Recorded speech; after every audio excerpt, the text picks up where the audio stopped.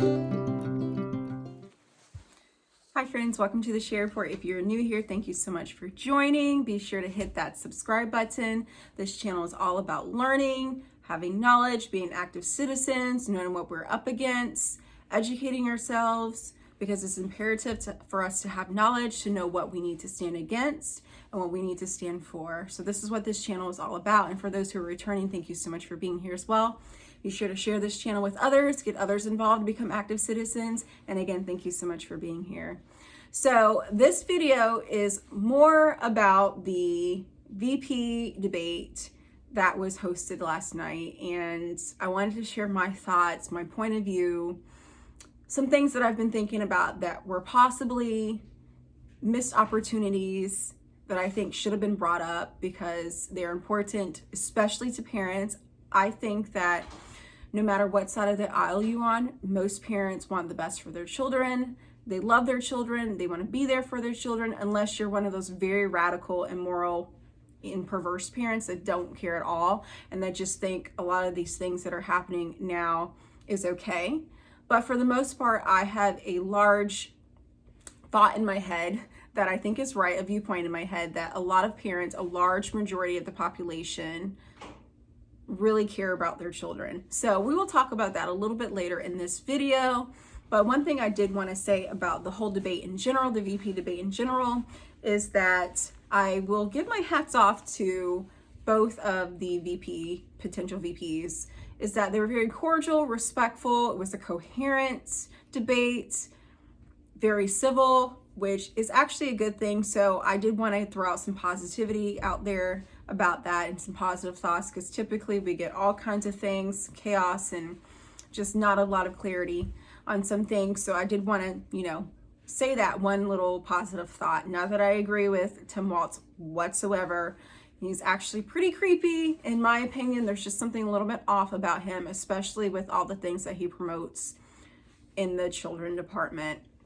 So with that being said, on the other side with potential VP JD Vance, I was very impressed with him, how he was able to hold his own, especially with the two moderators from CBS. You can't really expect much from them. I didn't really care for them too much, but like I said, what do you expect from two CBS moderators? So anyway, so I think he did pretty good, a good job, and I think he's very smart, well-spoken, and just was able to hold his own despite there were some things that were thrown out at him that were unfair and that were untrue. And I just feel like he held his own and did a very good job and was respectful at the same time.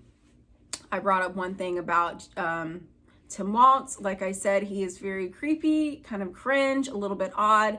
I know that the left likes to make him as being this grandpa, America's grandpa, or America's uncle. He's just an old man, just so sweet and so charming. That's not the vibes that I get from him. Like I said, especially with all the things that he promotes in the area when it comes to children. And then also some of the things that he promotes with the sexual side of things. I always find it very cringe and ick when there are men that promote weird stuff like that. I just always question them, because real straight alpha or even sigma men, they are very much like, no, that's not. They're very straight. They're very manly. They don't approve of this weird, creepy, freaky, wacky stuff. And that's just one thing that is a red flag for me, when there are men that approve of the alphabet crew and a lot of weird, freaky things. That's just a red flag for me. That's me personally. So one of the things that was thrown out there that JD Vance had asked Tim Walz about was his abortion stand, because they always bring that up. I don't know what it is about the Democrats. They are obsessed with terminating unborn babies. They're just so obsessed with it. Their country's burning down. That's the only thing they can think about. It's like they hate children. I don't know what it is. They're so absorbed with it. And it seems like it is more now than any time in the history of the country. Like, they are just absorbed with it. And the numbers of how far in advance or how far out or how closer to the due date it is, they are just more barbaric about it. And that was one of the things that was brought up. JD Vance said, help me understand, Tim, help me understand. what is this true? And he wouldn't. He says, that's been fact checked. That's already been fact checked already. And he didn't want to answer the question. And the moderators obviously didn't step in either. So to even, say anything about it. So I did my own little research about what JD Vance was stating, just some of the things. And I just wanted to point out a couple things. And I have some notes here about that. Is that he had changed some of the verbiage in the bill. It was originally saying to preserve life, but he changed it to care. And the person who wrote the bill, actually, I will link it for you so that you can read it yourself, but the person that wrote the bill mostly described it as comfort care. And when you think of something like that, when you think of comfort, you kind of think of hospice, someone that's on their last few moments and they're just kind of making the person comfortable until they pass away. That is kind of the mindset of this bill, the verbiage that he changed from preserving life to care. So a lot of pro-life people, pro-life movements are very skeptical, and they're like, that just doesn't sound right. You change it from preserving life to care. And like I said, the analogy that I gave you about hospice, they're typically not there to preserve the person's life or keep them going. They're there to make them comfortable until their last moment of life. And that's what this bill, the verbiage that he changed it to, sounded like. So I wanted to throw that out there. I will link it so that you can read it yourself, because it is a little bit suspicious. One of the things that's more of a red flag to me that I wrote down. So he actually appealed one of the bills where practitioners have to report whenever a child has been born alive and they've survived and all the things. So now that is no longer required. That is not required anymore. So he signed that where it's changed. So there were, listen to this, in 2015, there were 5 children born alive. 2016, 5 children born alive. 2017 from botched abortions, by the way.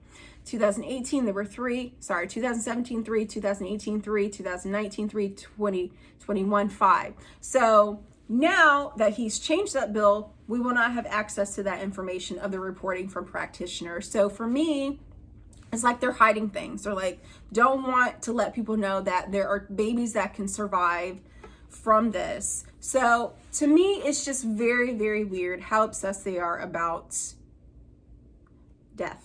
I mean, the Democratic Party is very obsessed with death. So that's just my personal thought. So I want to roll right into the main thing that I have been thinking that I felt like was a missed opportunity. Like I said, it was a very cordial, nice, civil debate, but I feel like there was a missed opportunity, especially when it comes to Tim Walz signing the legislation for Bill HF 146. I've heard it said HR 146, but I've read HF 146. And it's basically talking about, they call it the trans refuge bill. Some people call it the kidnapping bill because it is very, very shady. So basically it takes the rights from the parents. So let's say that you have a child here. I'm going to play a video for you. You can see it, but I'm just going to break it down just a little bit. I have a representative talking about it a little more about this bill. So say there's a child here that just says, hey, I'm a boy. A girl that says I'm a boy. That parent, one of the parents, or someone can take them to Minnesota, take that child that's a boy to Minnesota to get gender affirming care. Okay, but the parent may disagree about getting the affirming care and say, hey, I don't want my child mutilated. Let's not do that. We're not going to do that. So the courts can hold an emergency temporary jurisdiction to say, okay, this parent does not want to provide them with affirming care because just to mutilate them and, further cause confusion, and to provide them with the narcotics and drugs that they need to help further their confusion. We're going to temporarily take this child away so they can get the affirming care that they need. And that is all a bunch of propaganda, even the affirming care. So that's what I meant by the beginning of this video, that even parents that are on the more left-leaning side, they wouldn't want their children taken away from them. So it's taking the rights of parents. I feel like that should have been brought up. I don't know why the Trump campaign leader has not brought that to people's attention. They do not I don't know why they haven't said that, but that is so important for a lot of people. A lot of people do not know that. And like I said, there are a lot of people who are straight thinking when it comes to their children, and they love their children and they want to keep their children. That needs to be brought to light. Do you really want a VP that thinks it's okay to take your children away from you because you don't want to provide them with gender affirming care? Do you really think that's right for a candidate to think it's okay for you to lose your parental rights? So just think about that for a little bit. I really think that should have been brought up. I'm gonna plug in a video here, a little clip of a representative. She breaks down some of the things in this bill that's just very startling, and we will return back to the video. I have been working with our team on the issues, on this issue, and we have identified numerous concerns with the bill. The bill makes Minnesota a sanctuary state for so-called gender-affirming care, while simultaneously infringing on the fundamental right of parenting. It allows children, regardless of age, to seek and receive radical medical treatments that can cause sterilization, bone loss, loss of sexual function, and interference with brain development, all without their parents' guidance and love. Our own Mayo Clinic and the NIH have stated the risks involved with hormone treatments, especially pre-puberty. These treatments can be dangerous and permanent. This bill denies that science. This bill undermines parental rights. The Supreme Court of the United States has declared that in the 14th Amendment of the Constitution, that it protects the rights of the fundamental right of parents to direct the care, upbringing, and education of their children.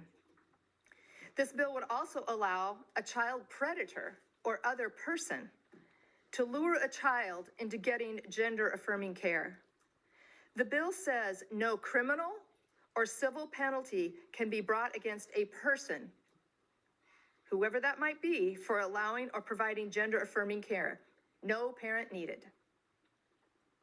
We used to protect our kids in the state of Minnesota. Further, this bill allows for an initial custody jurisdiction hearing to determine custody of a child in this state just by virtue of them being in the state of Minnesota for the purpose of obtaining gender-affirming care. It allows for the temporary emergency jurisdiction of one of the determining factors to be whether the child has been unable to obtain gender-affirming care. This means if a parent believes this treatment is not best for their child, a court can have an emergency hearing to remove the child. These parents would be on the same category as someone who has neglected or abused a child. Okay, so as you can see from that video, she breaks it down and it's just distressing.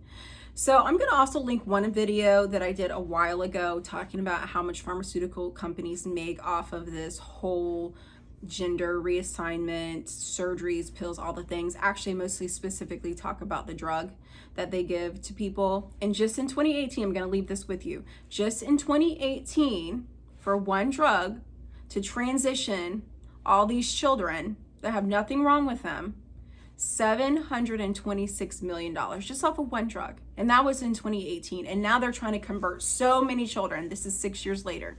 No telling how much they're making now. So I want you to think about that, where you may think, oh, they're thinking about the children. They're thinking about their care. They're thinking about their mental health.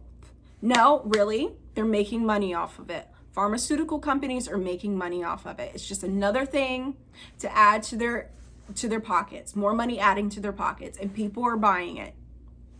So you need to do your research on that. Think more about that. Share this video with others, because there's a lot of people that do not know that. I didn't know that until I heard it, and then I did more research about the whole bill, and I was just flabbergasted that there is a state here in the United States that think it's okay for parents' rights to be taken away from them.